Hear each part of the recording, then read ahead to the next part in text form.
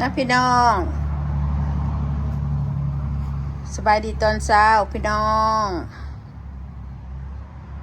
มาขายบักแตงมาขายบักเด้อมาสื่อซอยในเด้อพี่น้องเอ้ยเก็บบักแตงมาแต่สวนล่ะเก็บบักมาแต่สวนล่ะมาเด้อบักพริกกันนี่ได้ตากอยู่นี่นะเก็บบักแตงเก็บบักยังบ่ได้เบิดแต่ยังเก็บมาหน่อยๆหนึ่งยังเร็วเป็นเศร้าคุณพี่น้องมันนี่ได้บักแข็งเก็บเอาไว้เฮ็ดแนวก็ได้แข็งคมไร้น้ำเนี่ยนี่ก็โอ้ยปลูกมาหนึ่งก็เดือเฟือพี่น้องเลยโอ้มันยังดอกเก็บจากที่มาไหวแล้วก็เด้อพี่น้องมาเอาไปกินเด้อพี่น้องเด้อมาก็มันเลยนี่มันเลยนี่แสบดุนนี่แห้งแสบดุนนี่แห้งแสบนี่ก็แสบอยู่โอ้ดุนแสบพี่น้องมาก่อนบักแตงบัก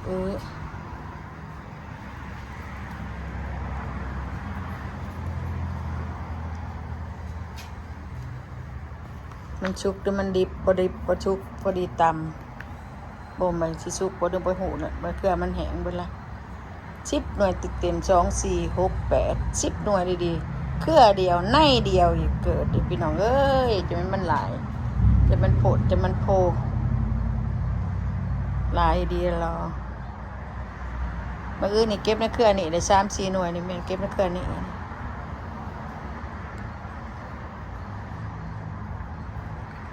ผลงานในสวนอันนี้นะยังบ่ทันได้เก็บเปิดดอกยังหลายอยู่อันนี้ผลงานจะเอาเขาในเฮือน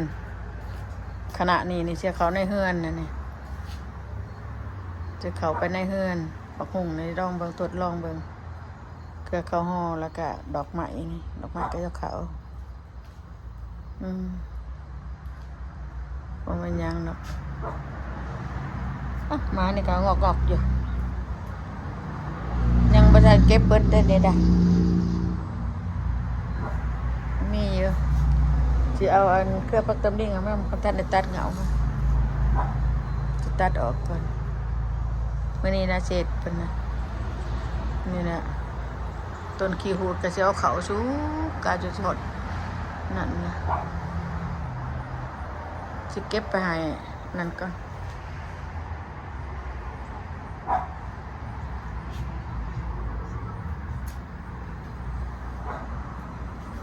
เก็บเอาหมากอันนี้ก็ใส่กระตาคอยเนาะ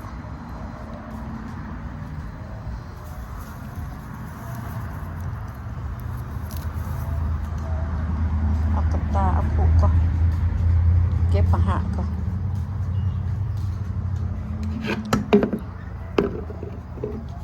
เก็บปังหะมักตูดมันลายเก็บเป็นลายเก็บนี่ไงหน่วยนี่ใส่ได้ฮันกระเมนเก็บไปหาเขากินกับ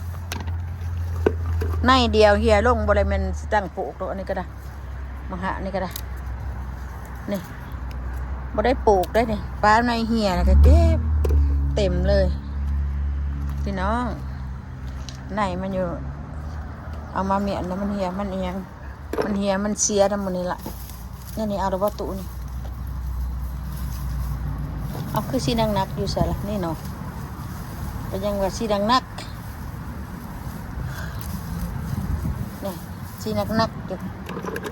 มันก็ได้กินเพื่อนเอาหมดเลยคุณดูนี่ตั้งร้ายเลยในเดียวเกิดเลยปีหน้าก็จะปลูกที่นี่บุจักมันคือบางงามใบยังงามอยู่ทางนอกบ่เป็นเอาละ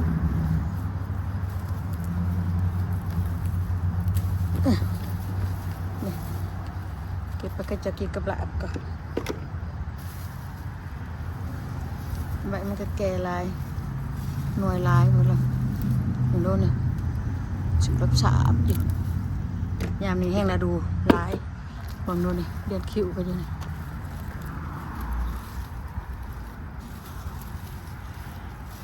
ต้นซาดีเลยนี่บ่ได้อันนั้นมันนี่เป็นต้นซาดีกินบ่เบิดจะข่อยนะ2 คนผัวเมียนะกินบ่เบิดดอกทักสิต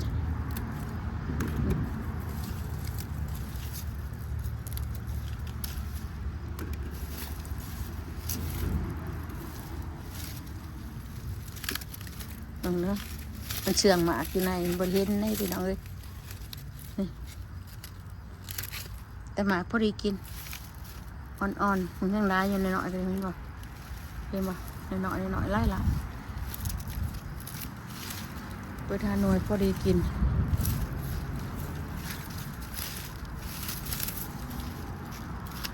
หน่วยนี้ก็ได้ลงเลยป่ะเต็มกระคุดพี่น้อง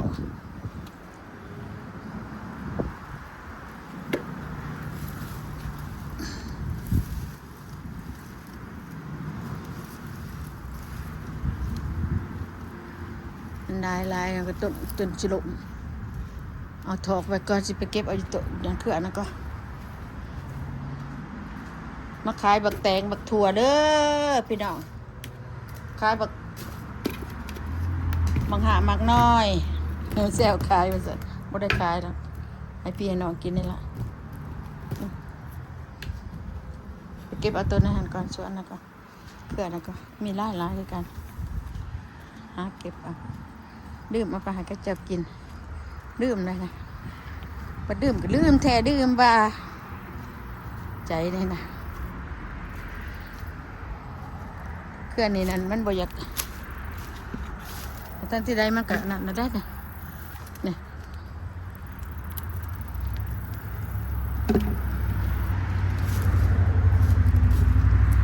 ตัวนู้นนี่หมักไส้หมักไส้อันนี้เขาห้องว่าหมักไส้งอนอยู่ในขีดกับชุกนะหน่วยนะชุกกับชุกเด้อเก็บไปก็จะกินกับลาบกับแดบหน่วยนี้ก็นอนขีดินโคโดอยู่นี่เก็บเอาหน่วยนี่เป็นแบบนอนขีดินโคโดยจะกินกระลังคนนั้นได้พี่น้องเด้อ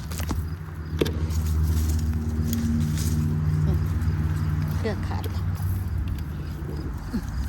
ถ่ายกล่องเองพี่น้องขอโทษได้มันลายไปเนี่ย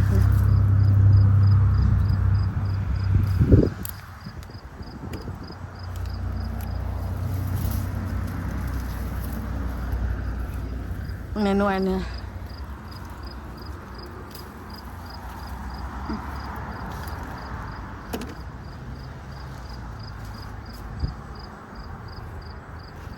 นอนนี่เถอะ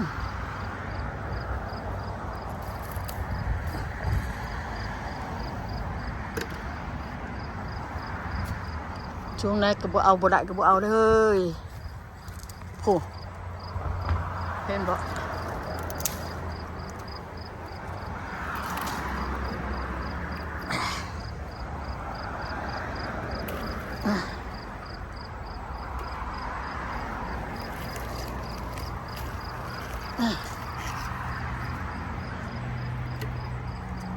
มันก็ยังมีลายอยู่ว่ามันไม่ได้หน่อยดอกหักเลยตูนี่เรากินผู้เดียวขนาดว่าได้สุกกินนะว่าประเทืองประตูนี้เทืองกระเป๋าเลยปลามันแก่เนี่ยเหมือนมันแก่ขึ้นในนี้แล้วกระชุบนั่นนายกระโดดลงนี่ก็เป็นอีกจีว่าจังไหนพี่น้องเรื่องหมากนี่นะไอ้ปากไม่ใช่เอาไปหายก็กินกับลาบบ่มีบ่มี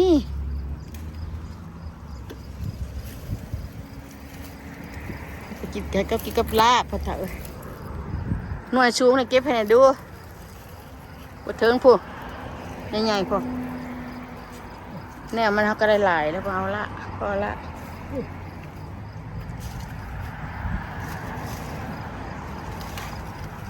เก็บไปเขากินกับลาบกับก้อย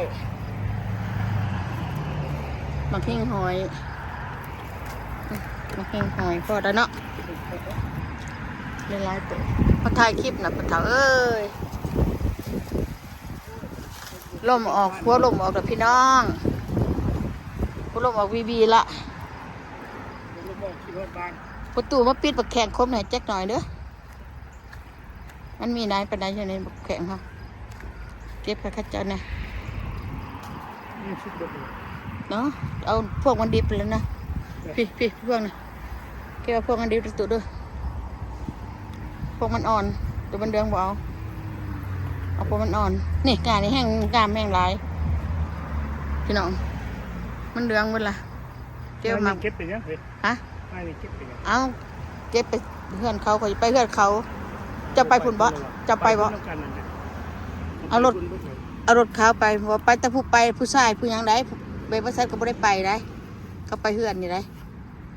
นี่ดิเฮ้ยพวงนี่นะอ่อนนั่นนี่แข็งอ่อนเก็บเอานี่เฮ้ยจานนี่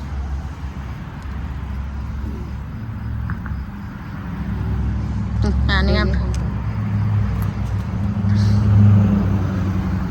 เก็บปลาแข็งได้น้ำค่ะแข็งคมได้น้ำได้ยำน้ำแห้งเป็นลายดอกเลยเนาะเก็บเอาพวงดอกอ่อนมันหมักอ่อนมันหมักแกนเอาละกินกับปลาแสบรสที่ปลาแกแสบยุบปูหมักแสบขึ้นกันแต่ไปเอาหน่วยอ่อนหน่วยแก่มันก็แก่แล้วป้ามันแก่ดอกกับปูพี่น้องมันเนี่ยชุดเลยจะอ่อนมาพี่น้องดอกแข็งในย่ามนี่ดาดูในแห้งลายอีกกันเดือน11นี่ขั้นชะนูโมเลยล่องมิแต่ทำนี่นี่โอ้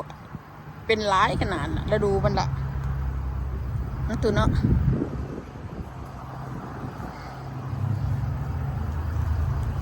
ปิดแต่ดึงขึ้นเด้อพ่อเจ้าเด้อเฮ้ยขึ้นกี่อย่างว้าเอ้าเขายังมีโอกาสมันอยู่เอาโหดเป็นนี่เลยใส่คอเลยนี่ดินี่มีลาบหมูลาบมัดอยู่พวกงานนะลุกไปน้ำออกไป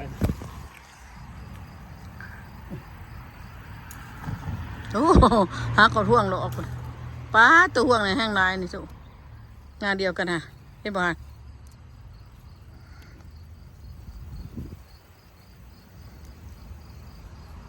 ตุนนะเก็บแข็งได้น้ำนี่พี่น้อง